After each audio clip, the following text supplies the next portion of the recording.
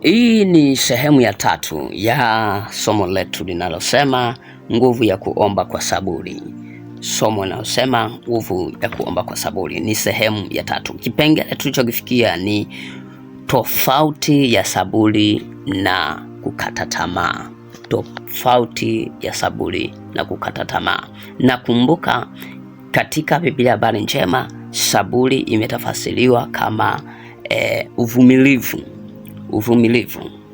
Kwa hiyo tunaweza kusema kwamba tofauti ya kuvumilia na kukata tamaa. Bwana Yesu asifiwe sana. Mtu ambaye yuko na saburi, huyu anaendelea kuomba, lakini mtu aliyekata tamaa anaacha kuomba. Bwana Yesu asifiwe sana. Lakini pia mtu aliye katika saburi, mtu mwenye saburi huwa anashukuru, huwa na uwezo wa kumshukuru Mungu. Ni mtu mwenye shukurani, mtu mwenye uvumilivu, ni mtu ambaye anamshukuru Mungu. Lakini mtu ambaye anakata tamaa ni mtu mwenye malalamiko. Mtu anayelalamika ni mtu aliyekata tamaa. Anaweza kawa anajifariji kwamba hajakata tamaa, lakini ukiona hata we mwenyewe unalalamika, ni mtu wa malalamiko sana. Unalalamika kwamba kwa nini jambo hili liko hivi, badala ya kushukuru Mungu kwa kila hatua, basi ujue kwamba ni dalili kwamba umekata tamaa. Lakini mtu mwenye saburi pia huwa ana uwezo wa kumngoja Mungu. Mtu mwenye saburi huwa ina uwezo wa kumngoja Mungu. Lakini mtu mwenye kukata tamaa huwa anatafuta njia za mkato. Kwa hiyo ni dalili ya mtu ambaye amekata tamaa, au tofauti ya mtu aliyekata tamaa ni kwamba mtu aliyekata tamaa huwa anatafuta njia za mkato. Bwana Yesu asifiwe sana. Tunamuona kwamba mtu mvumilivu ni mtu ambaye anamngoja Mungu, lakini mtu ambaye yuko na mahangaiko, aende hivi, aende huko, ni dalili za kuwa kwamba amekata tamaa. Bwana Yesu asifiwe sana. Tuangalie kitabu cha Wagalatia mlango wa 6 mstari wa 9, tuone vile Biblia ambavyo inasema. Nao Biblia inasema, tena tusichoke katika kutenda mema, maana tutavuna kwa wakati wake tusipozimia roho. Bwana Yesu asifiwe. Twende sasa kwenye tafasiri ya habari njema. Biblia ya tafasiri ya habari njema inasema, tusichoke kutenda mema, kwa maana siku zitakapotimia tutavuna kama tusipolegea. Bwana Yesu asifiwe sana.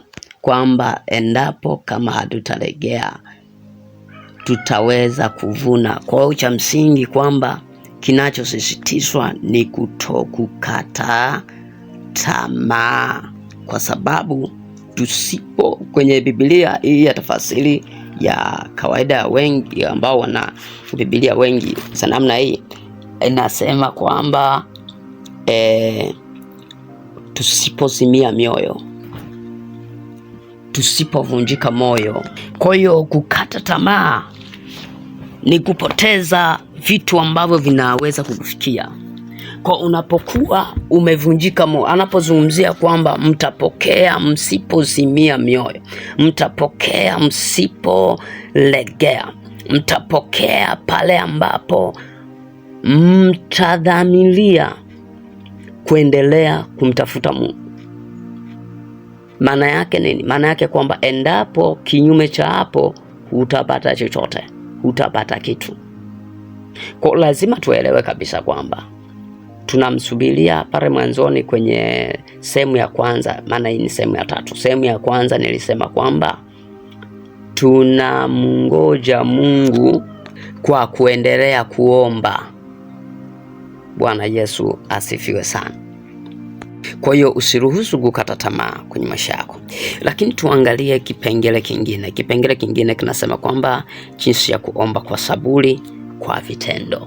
Hapa sasa ndipo ambapo tuko tunaenda kuhitimisha kuomba kwa saburi kwa vitendo. Jambo la kwanza, katika kuomba kwako shikilia ahadi moja ya Biblia. Unapokuwa unaomba, mara nyingi tumia neno la Mungu. Ngoja nikwambie kwenye habari ya swala la maombi. Biblia inasema kwamba ombeni bila kukoma. Hiyo ametaja kwamba sisi tu tuendelee kuomba, lakini kuna mahala anasema niite nami nitaitika, nami nitaonyesha mambo makubwa magumu msiyoyajua. Bwana Yesu asifiwe sana. Sasa anapozungumza hivyo, ni wakati wa kuomba kwa kutaja na mistari ambao inazungumza habari za yeye kumwita. Ukiwa mgonjwa utasema wewe ni Mungu ambao umesema mimi ni Mungu nikuponyaye. Unatafuta uponyaji kupitia Biblia inavyosema. Ikiwa ni uchumi, unasema kwamba wewe ni Mungu ambao unazungumza kwamba ni Mungu tupae nguvu za kupata utajiri. Unamwambia Mungu. Hiyo yote ni mistari ambayo iko kwenye Biblia. Lakini ikiwa ni masuala ya vita, wewe Biblia inasema kwamba Mungu ni Mungu ambaye anaifundisha mikono yetu kufanya vita. Ni ahadi hizo, ni ahadi.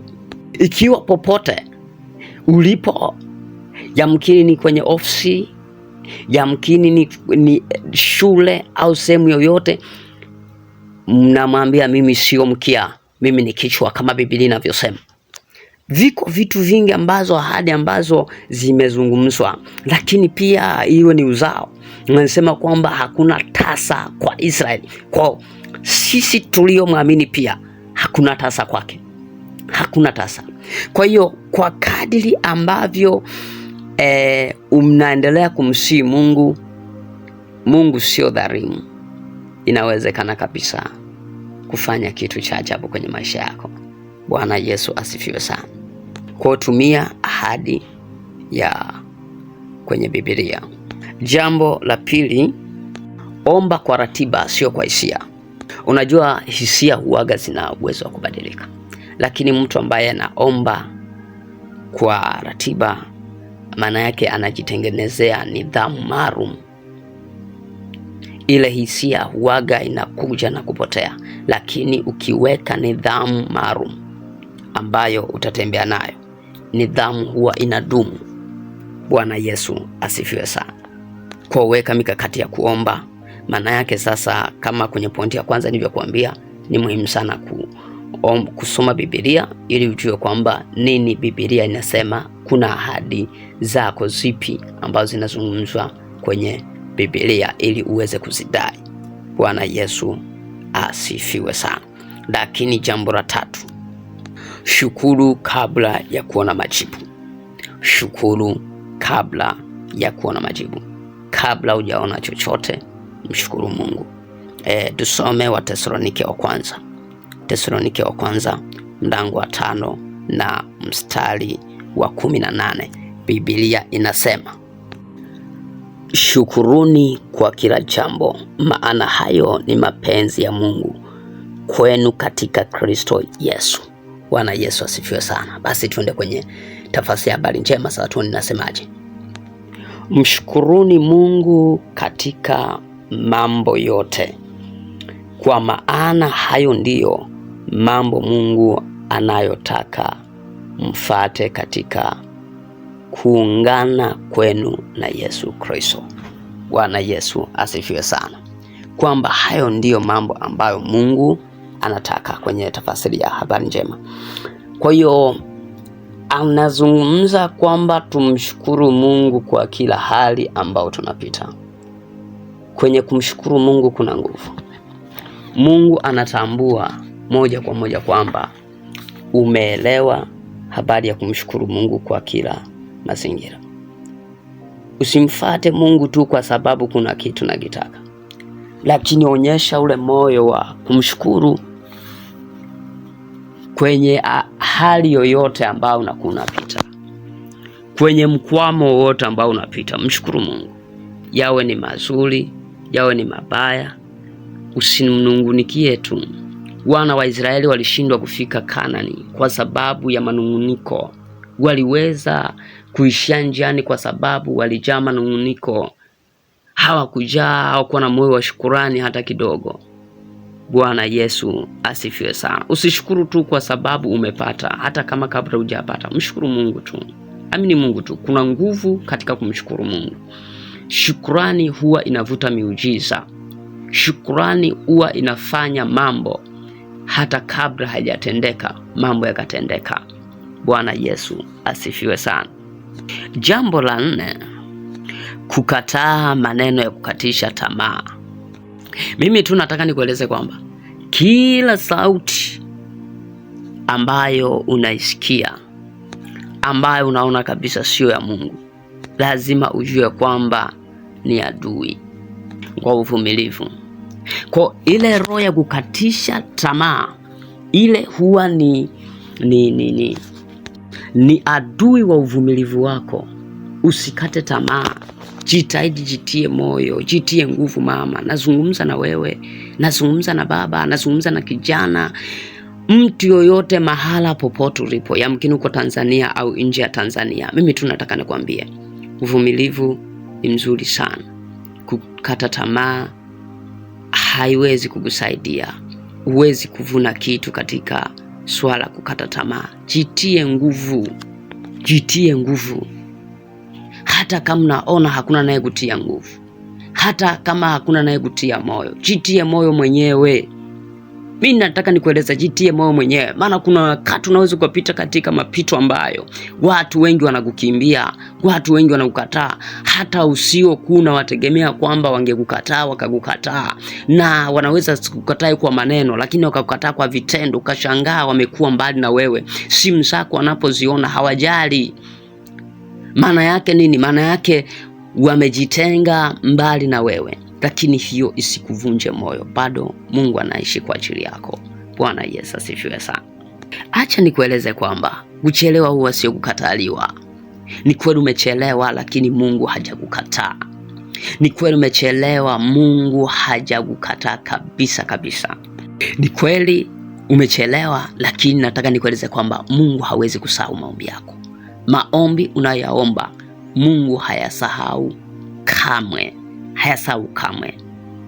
Na huo uvumilivu wako nataka nikueleze kwamba ni mbegu ya ushuhuda wako. Mimi nataka nikueleze kuna siku utavuna. Yaani uvumilivu wako ni mbegu ya ushuhuda wako. Kuna siku utavuna. Bwana Yesu asifiwe sana. Tumalizie kwa kuangalia kitabu cha Petro, waraka wa Petro mlango wa 3. Ni waraka wa pili wa Petro mlango wa 3 mstari wa 9. Biblia inasema, Bwana hakawii kuitimiza ahadi yake kama wengine wanavyodhania kukawia, bali huvumilia kwenu, maana hapendi mtu yeyote apotee, bali wote wafikirie toba. Bwana Yesu asifiwe sana. Tuangalie tafasiri ya habari njema inasemaje. Bwana hakawii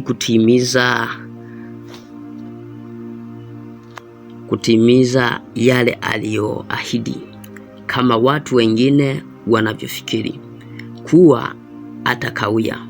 Yeye ana saburi kwa ajili yenu, maana hapendi hata mmoja wenu apotee, bali huwavuta wote wapate kutubu. Bwana Yesu asifiwe sana. Kwa tunaona vile ambavyo Mungu hapendi mtu aishie pabaya. Hapendi mtu apotelee mbali kama wengine wanavyofikiria. Anatuvuta tu hatua kwa hatua. Bwana Yesu asifiwe sana. Kwa mimi ninakusihi sana katika Bwana kwamba usikate tamaa, usife moyo, usivunjike. Endelea kuomba bila kukata tamaa. Kuomba kwako ndiko kufanikiwa kwako. Kuomba kwako ndiko kustawi kwako. Mungu akubariki sana. Endelea kufuatilia mafundisho. Ninaamini kwamba hutabaki kama ulivyo. Yako mafundisho nimeshatuma, lakini nitaendelea kutuma siku hadi siku. Mungu anaendelea kunipa ufunuo kwa ajili ya watu wake. Haya sio kwa ajili yangu, ni kwa ajili ya watu wake, na miongoni mwa watu wake ni wewe pia. Bwana Yesu asifiwe sana. Kwa ninamshukuru Mungu kwa ajili ya wewe. Na kuomba tu ikiwezekana ni follow, ili masomo mengine pia iwe rahisi kuyapata, lakini pia uweze kushare ili uwe umehubiri pamoja na mimi. Mungu akubariki, Mungu akutunze. Somo hili likawe hai kwenye maisha yako. Somo hili likakuzalie matunda, ukaone Mungu akikutembelea na malango ya kimbingu yakafunguke kwako. Neema ya Mungu ikazidi kwako. Mkono wa Mungu ukikupiganie, na ikiwa uko kwenye vita, Bwana kapigane vita, usipigane wewe. Mkono wa Mungu kukusaidie. Asante kwa sababu Mungu ni mwaminifu, hata nyamaza kwa ajili yako. Barikiwa, barikiwa sana. Bye bye. Tukutane kwa somo lingine. Amen.